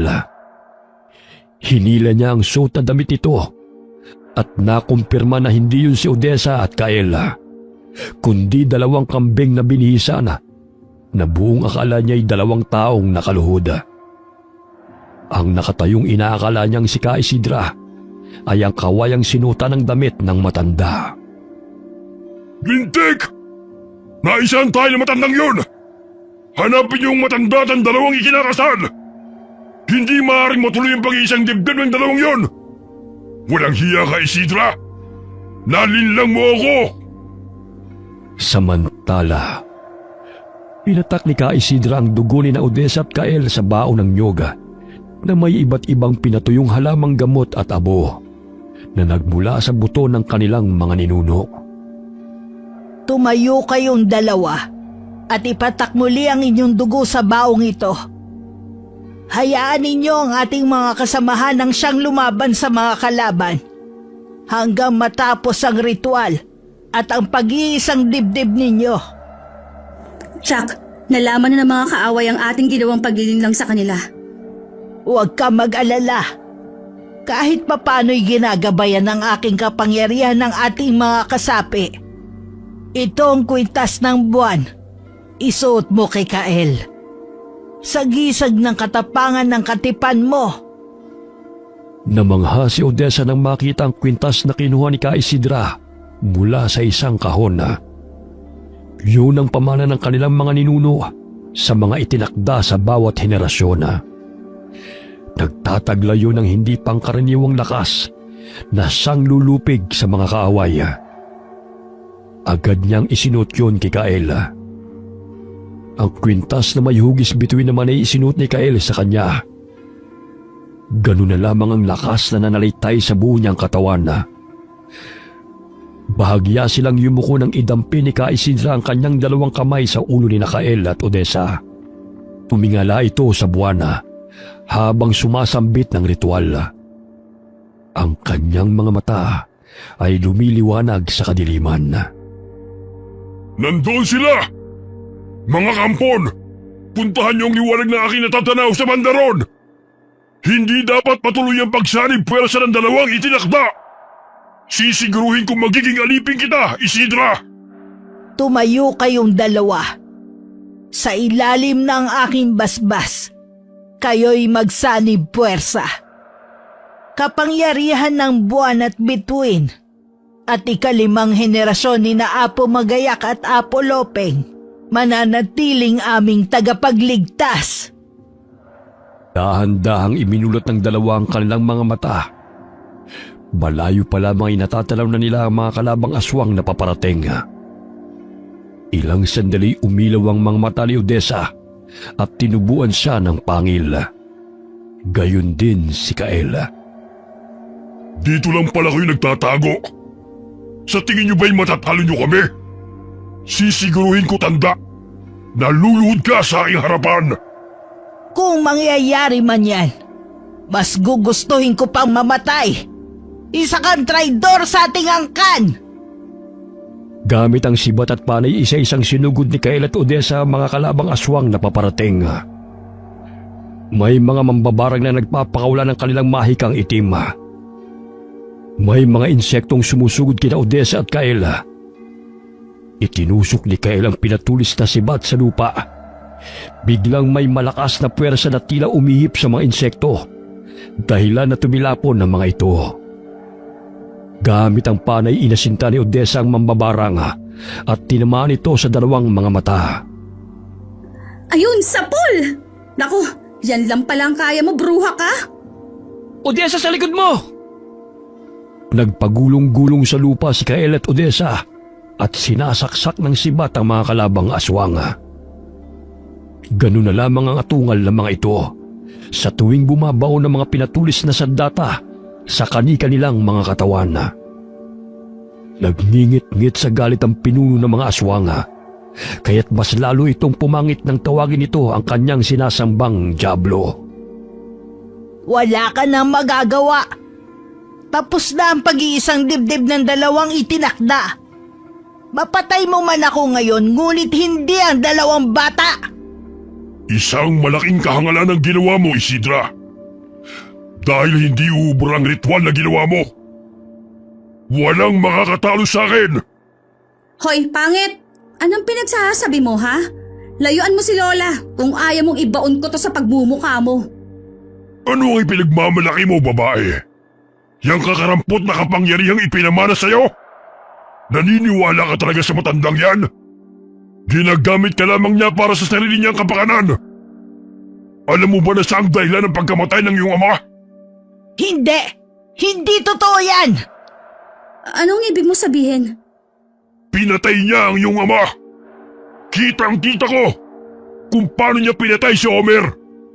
Bakit hindi mo sabihin sa babae niya ng katotohanan, tanda? Huwag kang maniwala sa kanya, Odessa. Nilalason lamang niya ang isipan mo. Sinungaling!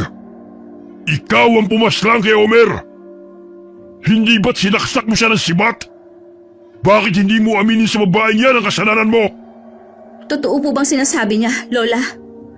Hindi! Dahil siya at ang mga kampon niya ang pumatay sa iyong ama. Binuwis ni Homer ang kanyang buhay upang kayo'y makatakas. Dahil papatayin ka ni Raul. Maniniwala ka ba sa matandang yan? Kung ako sa'yo, Patayin mo na siya! Kagaya ng pagpaslang niya sa iyong ama! Walang hiya ka! Kinamumuhian kita! Ineng, maghunos dili ka! Hindi ako ang kaaway mo! Sige, magalit ka! Hayaan mong lamunin ng pot ang iyong puso! Patayin mo ang matandang yan! Matuling tumakbo si Odessa patungo sa kinaroroonan ng dalawa. Ngunit dinaanan lamang niya si Ka Isidra at malakas na tinadyakan sa ulo ang pinuno ng mga aswang na si Raul. Ikaw ang traidor sa ating angkan. Ang dami mong pinatay ng mga inosente. Kung hindi dahil sa kasakiman mo, hindi sana kami nagkalayo ng aking pamilya. Walang hiya ka! Aray! Lapastangan!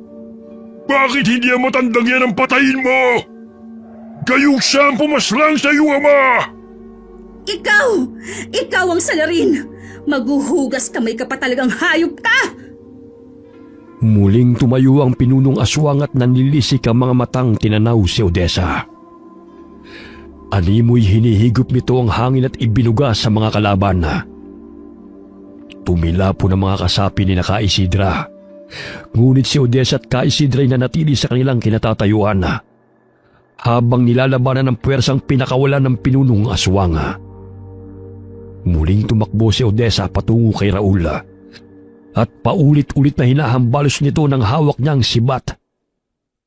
Hindi mapagkakaila ng pinunong aswang ang lakas ni Odessa, kaya't napatras siya. Ineng, sa likod mo! Wala talaga kayong kadala-dala, ha? Sunod-sunod na tinadyakan ni Odessa ang dalawang aswang na akmang susugod sa kanya. Muling nag-anyong ahas si Ka Isidra at isa-isang sinasakmal ang mga kalaban bago ibagsak sa lupa. Hoy, Raul! Saan ka pupunta? Tatakas ka, no? Mga animal! Umalis ka sa dinadaanan ko! Kung ayaw mong butasin ko yung leg mo! Malakas siyang tinadyakan ng paulit-ulit ni Kaela. Ganun na lamang ang pagsangga niya sa pananakit ng binata sa kanya. Hinawakan niya si Kael sa paa at pinaikot-ikot bago binitiwan.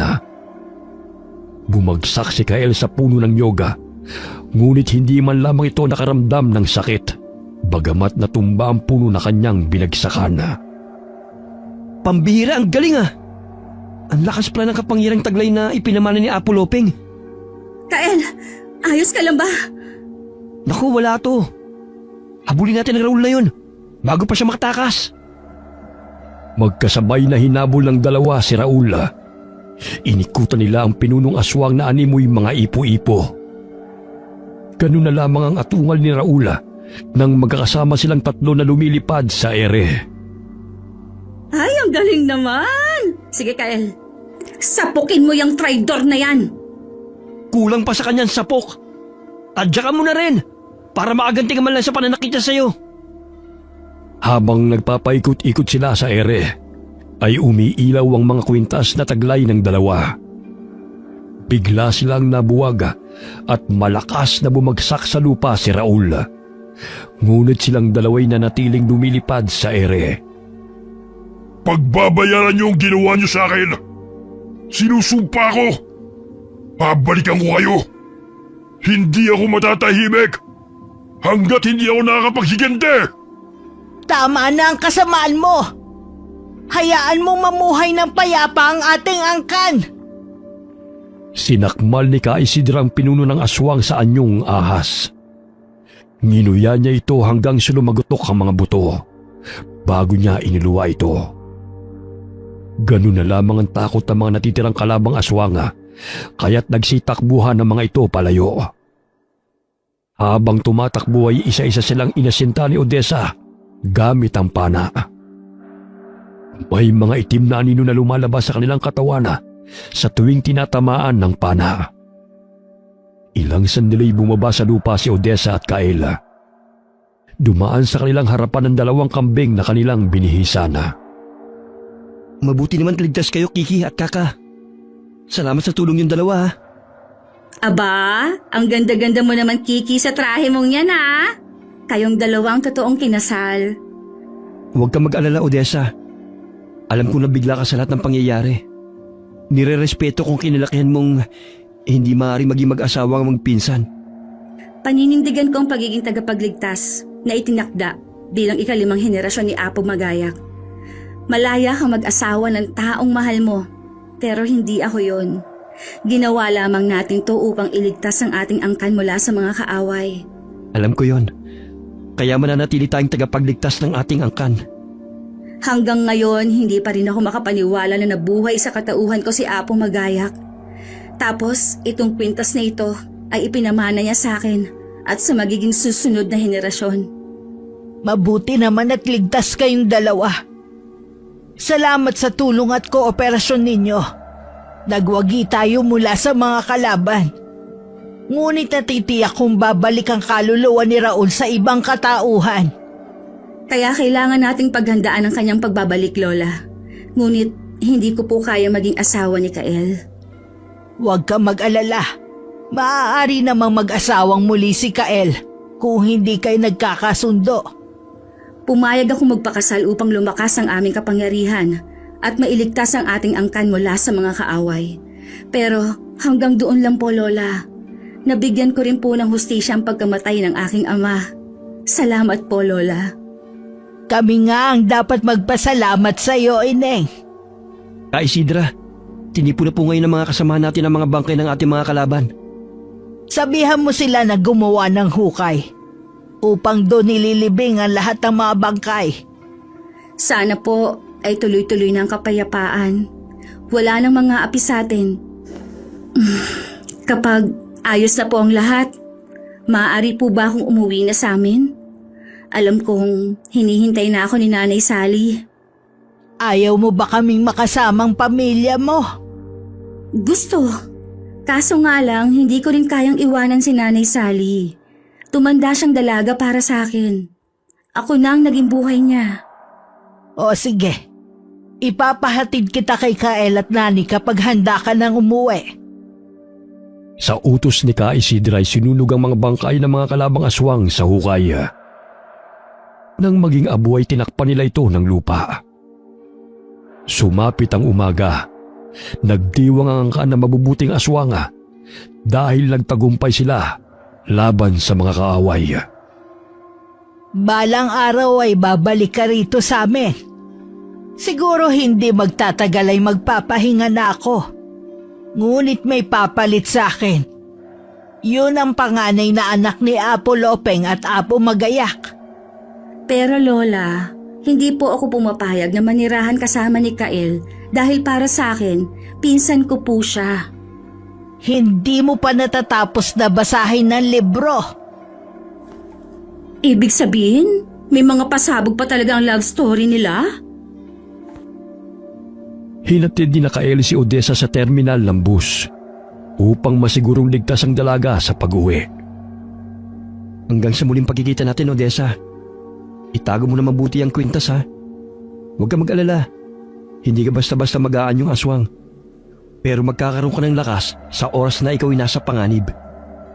Bukas ang aming tirahan para sa'yo. Bibisita ako ron. Di ba? May kakayahan naman ako makipag-usap sa pamamagitan ng panaginip.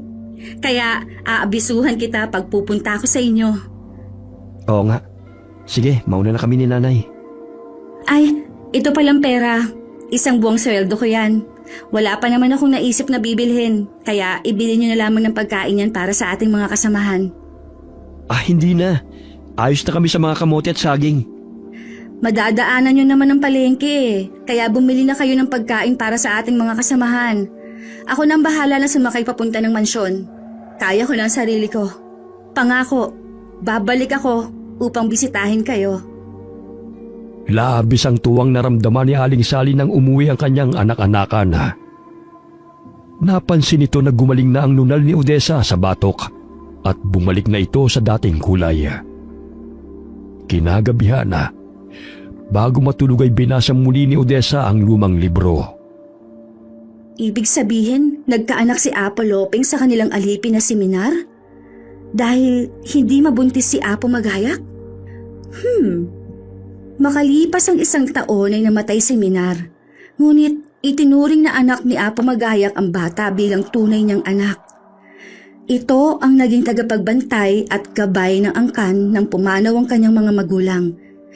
Ibig sabihin, magkakaanak si Kael sa babaeng kanyang iniibig sa tribo.